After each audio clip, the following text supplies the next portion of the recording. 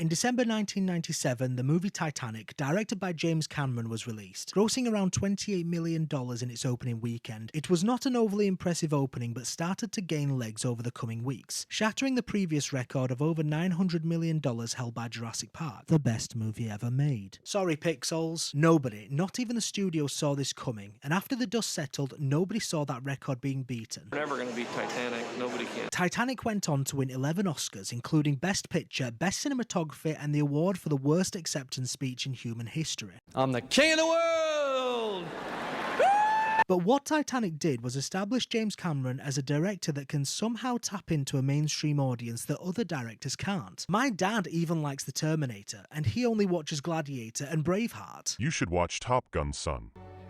Not that The Terminator and Titanic aren't good movies, but we see this all the time with movies that get poor reviews or are looked down on by the movie snobs, like you, but still make a boatload of money, like Venom, The Greatest Showman, the Minecraft movie, Minions, Jurassic World, The Fast and Furious, and Avatar opens and ends up becoming the highest grossing movie of all time. With re-releases, the movie has made just over $2.9 million. Give your meat a good old rub. Yeah, boy.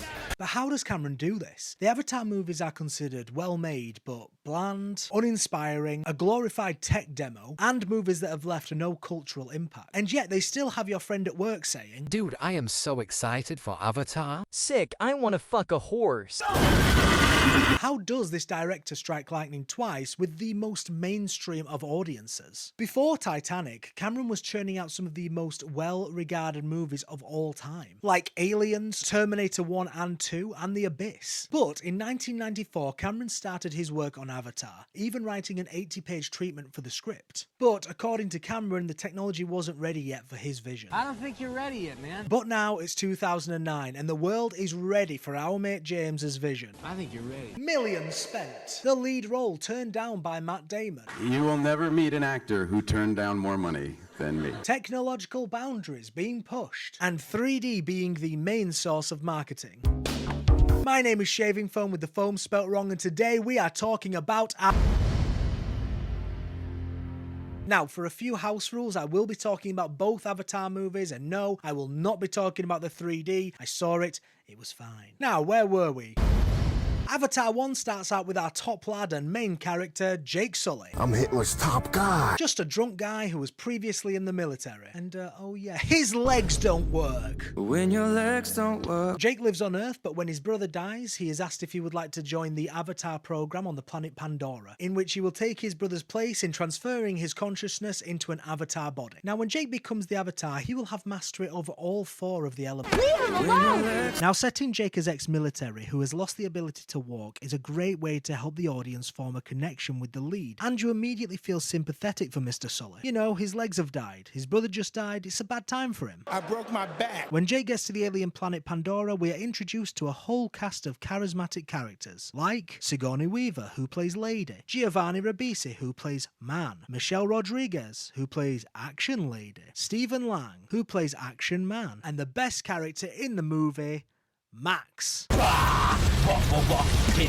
Now, these are all pretty stereotypical characters. You have the science one, the evil one, and the business one. The only real depth is given to Ribisi, who is not exactly evil, he is just doing his job. I'm gonna lose my job. But everyone else is pretty standard stuff for a sci-fi movie, and Cameron knows this. He clearly wants the main character to be Pandora itself, and that's fine, but maybe have both? How about our lead character has some depth instead of, he doesn't like the trees, and then he does like the trees?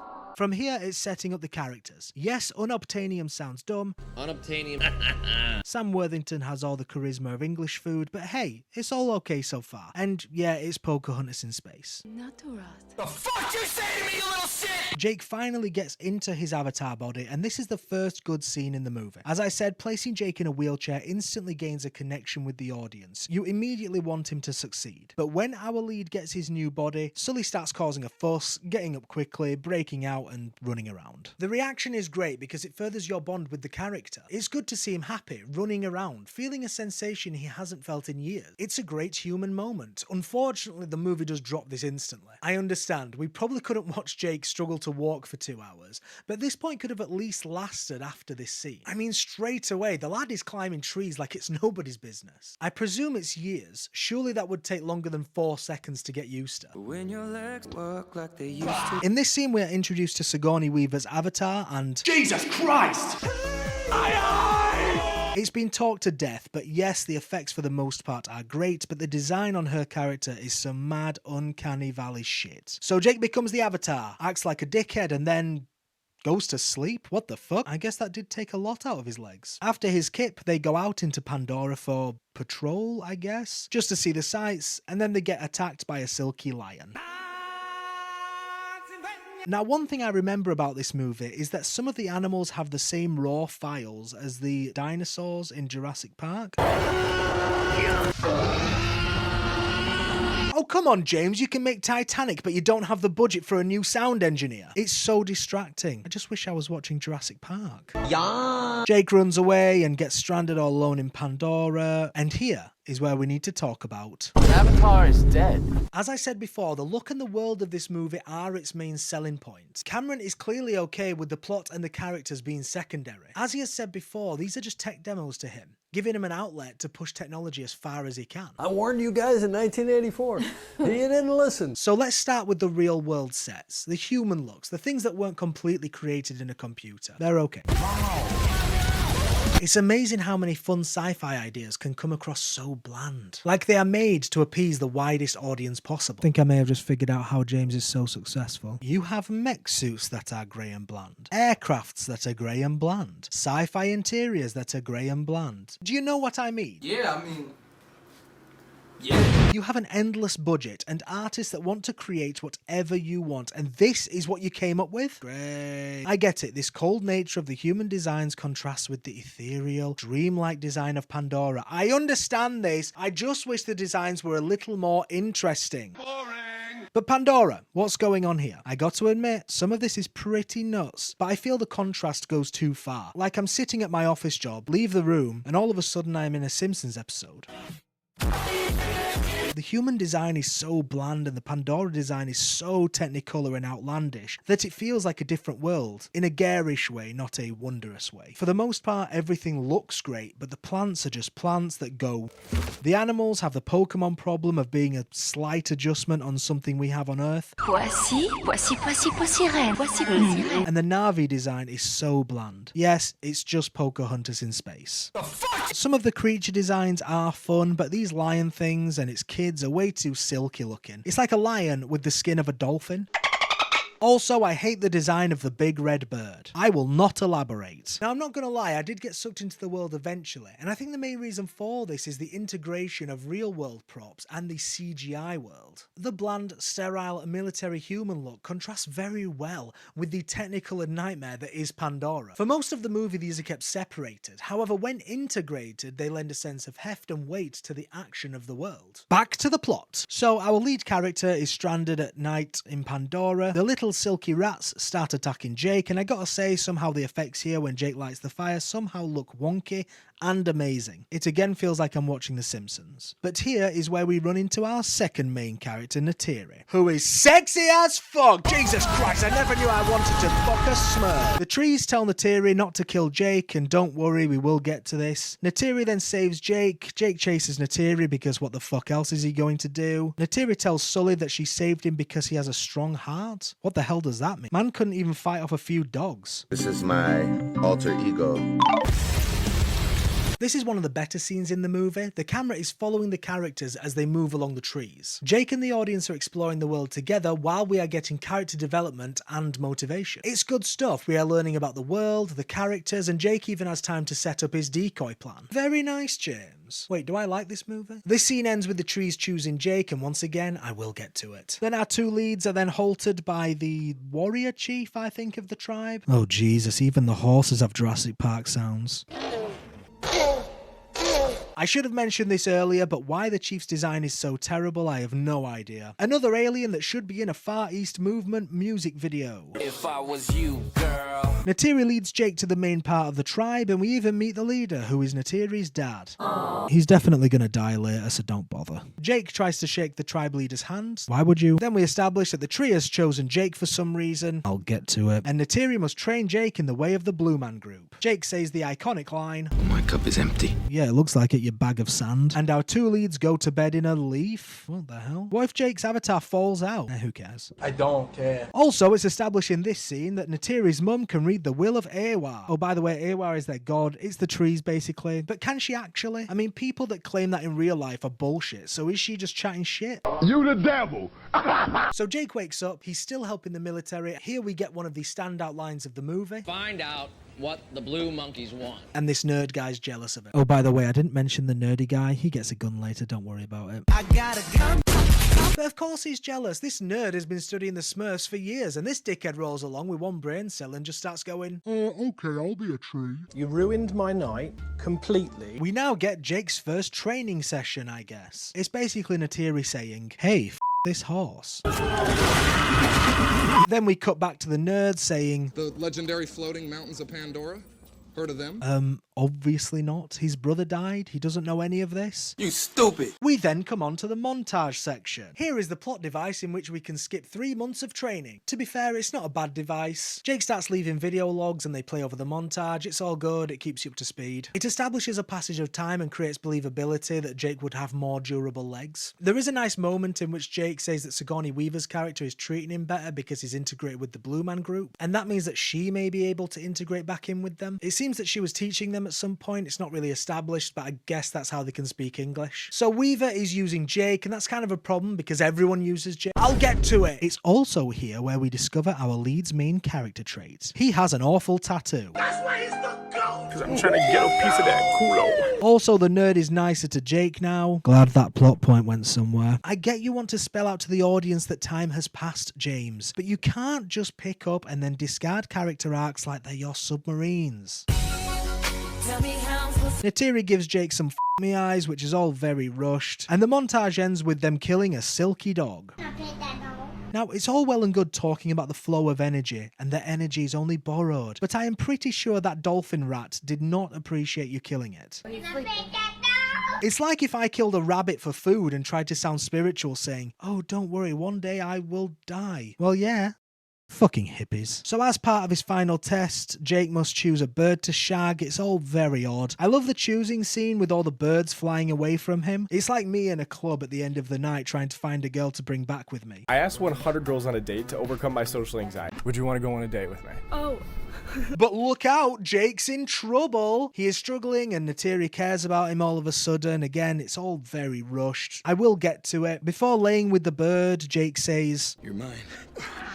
Which I think says a lot about him. Jake flies around like that scene in Harry Potter, but everyone hates him, which I guess is also like Harry Potter. Oh, you stink. He wakes up and says that being blue is reality and his real body is the dream. Now, this is another interesting idea, but yet again, the movie just drops it. Look, I get that it represents Jake preferring the Na'vi world, but I feel like we get that from context. And leaving it out would have furthered the questions from the audience. It could have led to some great stuff, you know, Jake grappling with both bodies, like a which side will he choose sort of thing. But no, the movie just drops it. In the bin! Listen, Nobby. In my own bin? Sully then speaks to Stephen Lang, who, by the way, is actually the best character in this movie. He reminds me of Palpatine, just a horrible bastard who loves being a dickhead. It's simple and it's great because Lang actually has some charisma, unlike this toad in the hole here. This is sausage in a hole. I love how Lang looks at Jake in this scene, like he knows he's being betrayed, but he can't do anything about it right now, and just tells him to get on with it. It's nice and it's subtle. Good job. So Jake is inducted, the Far East movement looks mad, and Jake and Neytiri go bang. Maybe she's into dumb guys. I will get to it. All I can think in this scene, however, is the actors must be very uncomfortable in those ping pong ball suits. So they do the deed, go to sleep, and then Neytiri wakes up to a big bloody tractor coming at them.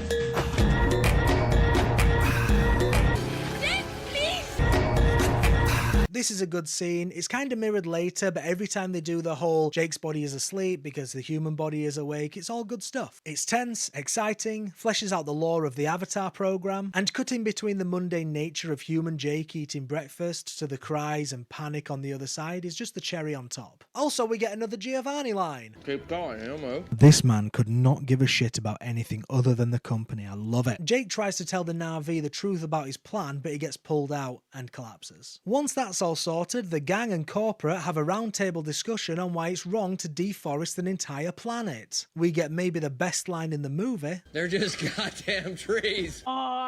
Base? They view the camera footage from the JCBs and oopsie, Jake tried to ride the tractor, but he has not got his Category F driving license yet, which is needed if you want to plough the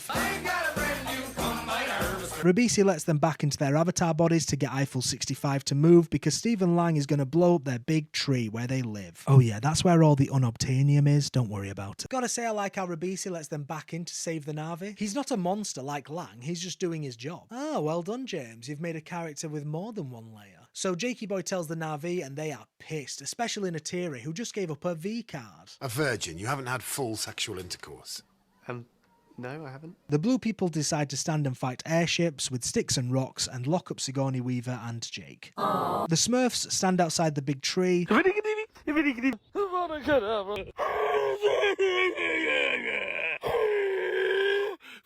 ready to fight when Natiri's dad tells the ugly chief guy to attack from above. Huh? The planes are already here, mate. Did you not think of this earlier? Oh, I guess he didn't. The humans start blowing up the place and the Na'vi run away. And I gotta say, poor form from Natiri just leaving Jake. You just banged. Psych! That's the wrong number!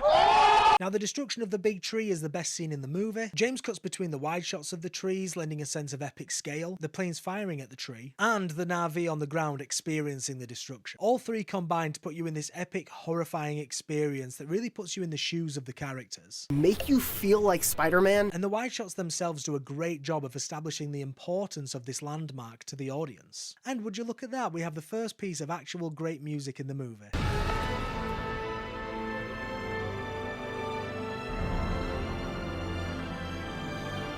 It's an amazing way to end the second act, establishing a real low point for our heroes. The bad guys have won, Jake is alone, and we fade to black.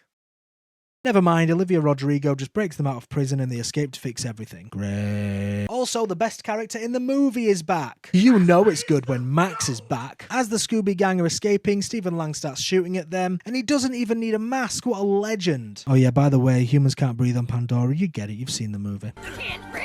Sigourney Weaver gets shot, Jake gets back into his blue body and shags the big red bird to prove to everyone that he is not a beta male. I'm the alpha, I'm the leader, I'm the one to trust. It doesn't seem that hard to catch the big red bird, only 5 people have done it. Just attack from above, pal. Jake arrives back at the Na'vi's new crib on the big red bird and now they all recognise that he is indeed an alpha.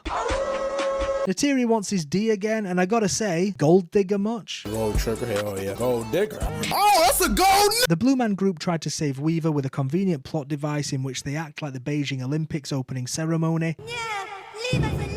To transfer her human body into her Na'vi body. But it doesn't work because she is a woman. Dying the life of a true Brexit geezer. Jake is the leader now and tells everyone to get the other tribes. Wait, what? There are other tribes? Where are they? What happened? Do they hate each other? Actually, don't answer that. I don't need more Avatar movies. Cameron sets up this ticking clock in which there's a bomb on the ship that says explosives on it. Thanks for explaining, James. And the humans are going to drop this on the Tree of Souls, which is like their Wi-Fi, I think. So we have a clear goal. Don't let the bomb drop on the trees, which has kind of been the goal for the entire movie. Jake decides to have a chat with the tree, which is why, I don't understand. Does he believe in all this now? Probably not, because the first thing he says is... Probably just talking to a tree right now. Are they going to explain this in Avatar 7? Is it because he has an empty head? When I said I will get to it... This is me getting to it. The reason this movie frustrates me is the lead character. Jake Sully is a dust-filled moron and I hate him. It doesn't help that he's played by Sam Worthington, who on his best days has the charisma of a russet potato. But even James Cameron can't get this guy to work. I gotta say, the general audience must relate to this guy because look at the box office. But how?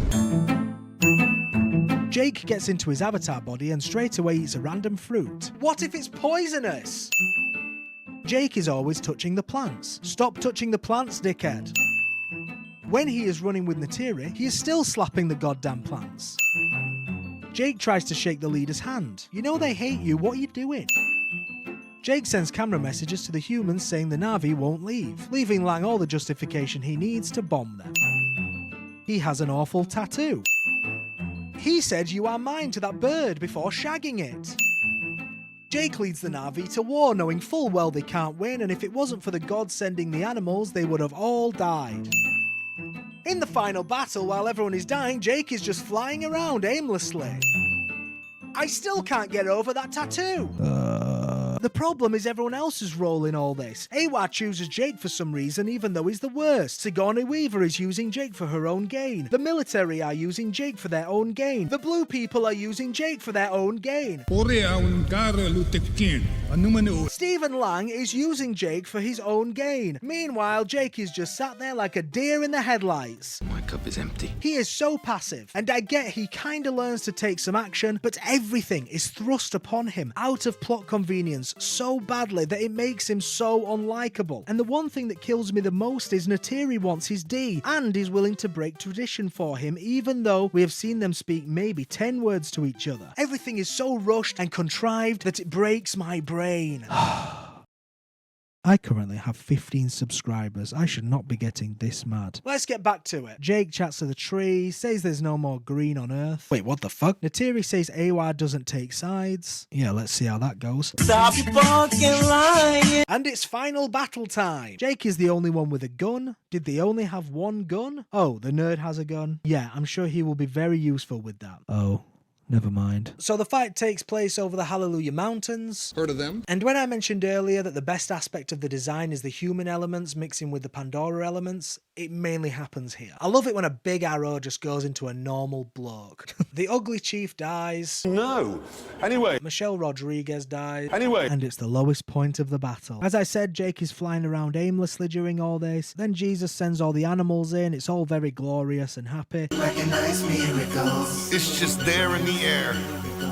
Quick question, does Awa control the animals directly? Because that slimy dog lets Neytiri ride it. Also, they are fighting over the Tree of Life. Like, directly over it. Surely some of this debris will destroy it. At one point they're actually ready to drop the bomb, so they must be directly over it. Wait. The fight is mainly dull until it gets down to the ground. Jake, Neytiri and Lang are fighting outside the place where Jake's human body is being stored. It's a great idea and really ups the intensity as there are now two versions of our lead that can suffer damage. The fight eventually strips down to a human level between Jake and Sully. But why? It's supposed to be this epic moment, a clash of ideas, but do these guys really have that sort of beef? Like, there isn't any emotional weight. Sully kinda worked for Lang, then decided not to. I don't know, it's just not got much weight to it because these characters barely know each other. You know what, Greg? You're not a good friend. Whoa. How could you even say that? So Neytiri shoots Lang, and let's all agree, funniest death face in cinema. Neytiri saves Jake by saving his human body. It's a nice moment. You know, her trying to get the mask working, her trying to fit it on his tiny head. It's good stuff, man. Kind of like his human body was suffocating him, literally and metaphorically. Well, it would mean that if Jake hadn't made his mind up 20 minutes into the movie. Also, he looks very funny in Neytiri's arms. It looks like she's dating Peter Dinklage. Oh yay, Max survived. Jake gets transferred into his avatar body and that's it. Avatar's opening box office was not very impressive. It didn't break any opening weekend records or anything, but the thing is, it had legs. It stayed at number 1 for 7 weeks. Not as long as Titanic, but you gotta think about that 3D money. My cup is empty. Becoming the highest grossing movie of all time. Years went by and people seemingly forgot about Avatar. People started making jokes that it made no cultural impact like other blockbusters had, and there was a general feeling of who cares. James Cameron kept threatening us with 4 more Avatar movies, but nothing happened. Things kept getting pushed back until... No. Oh god, I guess it's actually happening. So many questions like, does anyone care? Has James Cameron lost his mind? Why does the movie need to make over $1 billion to break even? But the main question on everyone's lips was, will Jake's tattoo be... Listen up, here's the story of... The movie opens on the Hallelujah Mountains. Heard of them? With the main theme playing. If I haven't mentioned this before, the main theme is average as hell. I mean, it's alright. Like, all the biggest franchises have iconic film scores, from Jurassic Park, The Avengers, Harry Potter, but Avatar's is so mid, it's painful. Anyway, it actually feels quite good to be back in this world, to be honest. I can't lie, when the first shot came up, I felt a sense of warmth. Oh, God, it's so good. But nothing could prepare me for what I was about to see. Fuck off you fat, useless sack of fucking Yankee-danky doodle shit. It's been 13 years, so we have a voiceover from the lad himself, Jake, catching us up on the state of the world. Jake has a family, which is nice, I guess. They have 2 sons and 2 daughters. One of the daughters is played by Sigourney Weaver and is her character's child. It's a Jesus thing, setting up mystery for the sequel, who knows. They make the baby shag a tree, which is off-putting. But why? Guys, Max is back. Yeah, boy. And then there is Spider, a ratty little human grub who was a baby when the humans left, so he stayed on Pandora. He was raised with Jake's family. He has an interesting design. Damn! You look confused, boy! I'm sorry, white people with dreadlocks always looks funny to me. I have heard that Spider was introduced into the script because somebody said to James Cameron, you could never integrate a human all the way through this movie. Watch me. So he did. Don't challenge our James. The guy made the alien queen. Don't you dare think he won't put a rat boy in a movie. I think I have rats in my Movie. so let's kill him. In the voiceover, we are told Neytiri doesn't like Spider. Great. What's the saying again? Tell, don't show? Yeah, I thought so. They take a picture together as a family and it looks... Run, rabbit, run, rabbit. And Jake explains that him and Neytiri have date nights, but it's just them flying around on birds. How romantic. It's established that the humans came back because of course they did, and there is a 1-year time jump. Wait, what the fuck? Before we dive right in, I do have to say that the CGI is incredible. It's been talked to death, but yes, somehow this does look better than the first. And the little details like water in the hair or lighting from the fire, it's insane. In fact, there is only really one scene in which I found that the CGI was bad, and I will get to that. So it's 1 year later and we open up on Stephen Lang's character. But who is an avatar? What a twist. I'm back. We learn that the company made him an avatar body before he died and implanted his memories into the avatar back on Earth. So he can remember everything except the final battle from Avatar 1 and his death. Ribisi is back, baby! Don't get too excited. He's only in this one scene. Bring him back for Avatar 3. Do it, Cameron, you coward. You are a coward. I like how Lang pauses after saying he must have died if someone's seeing this message. And it ain't gonna. Damn right. Hell yeah. It's a nice character moment, like, yeah, I don't want to die. They could have just gone with the whole tough guy routine, but they don't. I like it. The movie treats the crew as if we knew them and these were iconic characters from the first one. But seriously, who the hell are these guys? Who are you? Also, some of them have tattoos. Who's doing that then? And I'm surprised that Lang is happy with being blue, but he doesn't seem to mind. I love it. Oh, and Lang's new job is to kill Sully. The more things change, the more things stay the same. We then cut to Jake and the boys attacking a human train to steal guns, I guess. Hey, now they all have guns. Check out this new clarinet solo. Jake brings his kids to the fight. He really is the Joseph Fritzl of dads. Here, the movie tries to establish the differences between the two sons. You know their names, age difference, character quirks, but I honestly still have no idea which one is which, other than this one is older than the other one. They're the same. One good thing, the improvement in the effects really does help the action sequences. You feel the weight of it a lot more, so instead of it coming across as a Smurfs episode, you really feel the heft and the weight of the action sequences. We meet Sigourney Weaver's Jesus daughter, and yes, there is a problem with the voice. It's clearly Weaver portraying the character, so it's odd watching this young girl have an old woman voice. You're so old. Where's your wife? Jake starts berating his sons, having a go at the older one, then the younger one. What is happening? Neytiri tells Jake that he's a bad dad, which makes sense because he has the personality of a jagged rock. This is not a squad. It is a family. Wow, that really made me think. We are 20 minutes into the movie and I do not care. Oh nice, the nerd and Max are back. Jesus says hello to her mum, so I guess they are just keeping the body. Kids watch videos of Weaver's character, which leads them to talk about who Jesus' father is.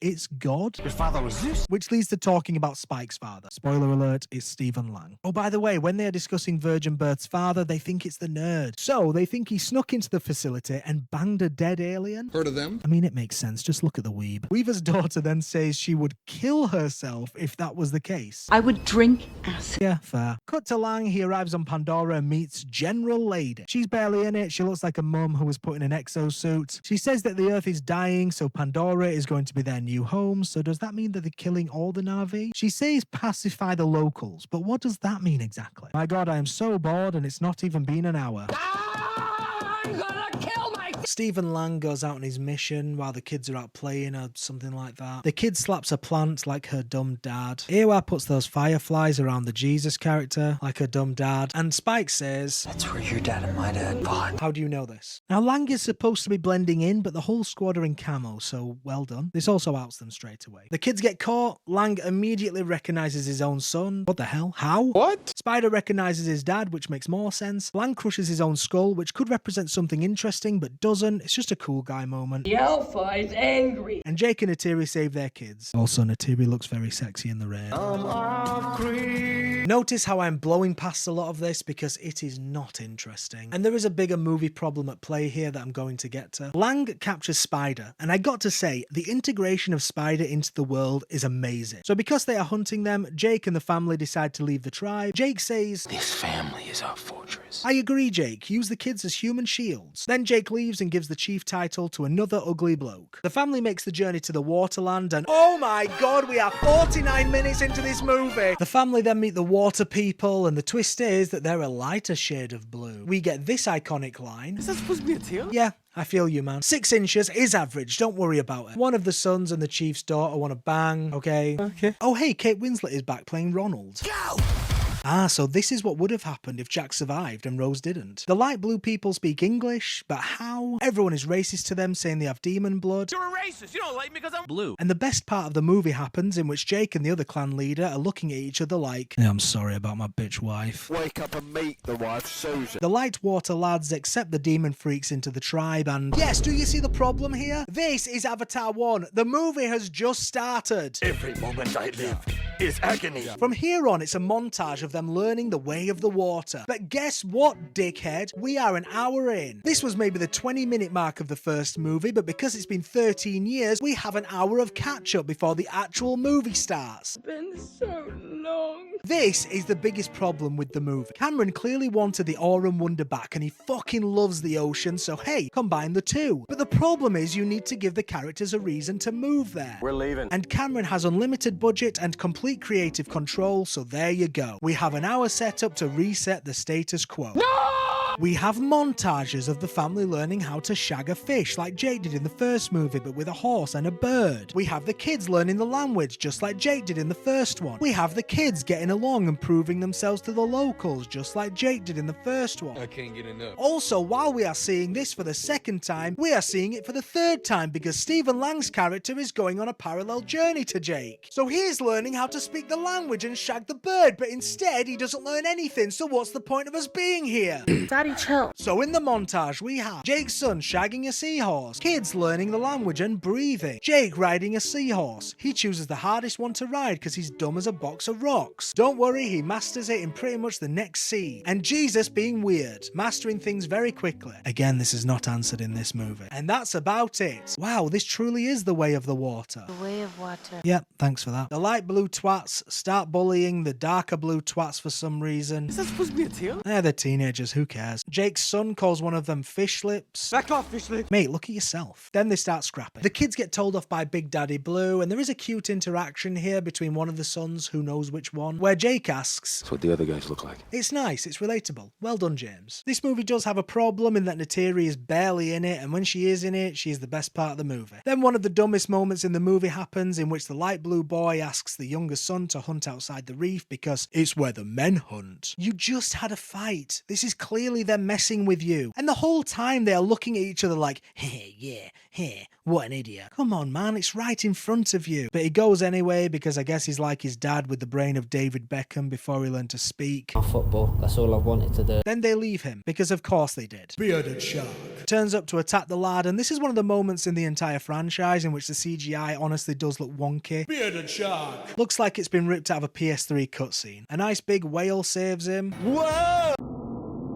Blue boy pulls a spear out of the whale, and now they are besties. I hope you're ready for a lot of swimming montages. I can show you the world, shining ship. Is he gonna fuck the whale? Because I know what it's like to be one big disappointment. When I was So the whale was alone because it was killing people and it's a bad bloke. The whale now has subtitles, which is nice. But guess what? Instead of the whale telling us what happened, we get more swim.